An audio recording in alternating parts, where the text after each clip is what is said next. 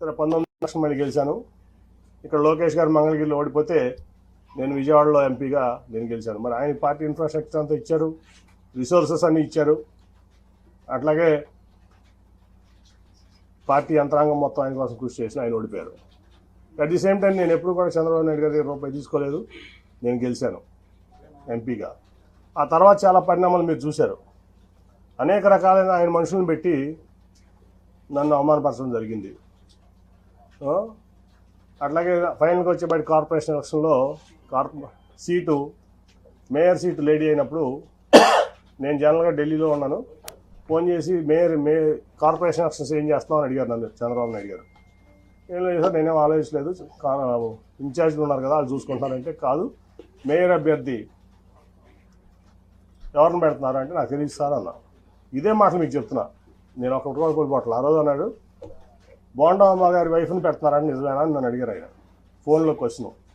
నేను వాళ్ళ వరకు ఎవరికి చెప్పలా నిజం, నాకు తెలియదండి అన్న.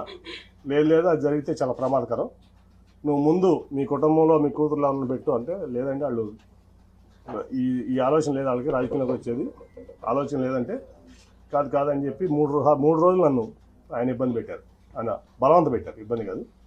సరే అప్పుడు టాటా ట్రస్ట్లో పనిచేస్తున్న శ్వేత అని మాట్లాడితే నాకు ఇంట్రెస్ట్ లేదు డాడీ, నాకు సోషల్ సెక్టర్ నుంచి చాలా ఇంట్రెస్ట్గా ఉన్నాయంటే ఇట్లా చెప్పారమ్మా చంద్రబాబు గారు. సరే మరి పార్టీ కోసం అని చేయాల్సి వస్తుందా మనం చేద్దామంటే 3 రోజులు విముఖత తర్వాత అక్కడ రాజీనామా చేసి వచ్చి ఇక్కడ ఆవిడ నుంచోవడం జరిగింది. తర్వాత మళ్ళీ ఏం జరిగిందో మీకు అందరూ తెలుసు. అట్లా మళ్ళీ అదే మనుషులతో ప్రెస్ మీట్ పెట్టించి ఎలక్షన్ 2-3 రోజుల ముందు నన్ను ఒక వ్యక్తితో ప్రెస్ మీట్లో పబ్లిక్గా ఆ ఎంపీ కేసునేనని చెప్తూ కొట్టిస్తానని చెప్పి మాట్లాడించారు చంద్రబాబు నాయుడు గారు. ఆ ఎంపీ కేసునేనని చెప్పు తీసుకొడతానని చెప్పి ఒక క్యారెక్టర్లెస్ పర్సన్ పార్టీ ఎంపీని అన్నారు.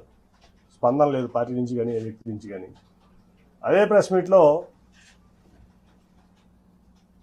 ఒక పాలిట్ బ్యూరో సభ్యుడు గొట్టంగాడి ఎంపీ అన్నాడు, అయినా స్పందన లేదు. 50 మంది కార్పొరేటర్లు 64 మంది పోటీ చేస్తే 50 మంది ఓడిపోయారు. సరే గెలిచేవాళ్ళు ఓడిపోయేవాళ్ళు అది తర్వాత సంగతి. వీళ్ళ ప్రెస్ మీట్ వల్ల పార్టీ చల్లా చెదురైపోయింది. ఆ నెక్స్ట్ 2 రోజుల తర్వాత వచ్చిన చంద్రబాబు నాయుడు ప్రచారానికి, నువ్వు రావద్దు నాతో పాటు ప్రచారానికి, నువ్వు వస్తే వాళ్ళిద్దరూ రానంటున్నారు నాతో పాటు అని.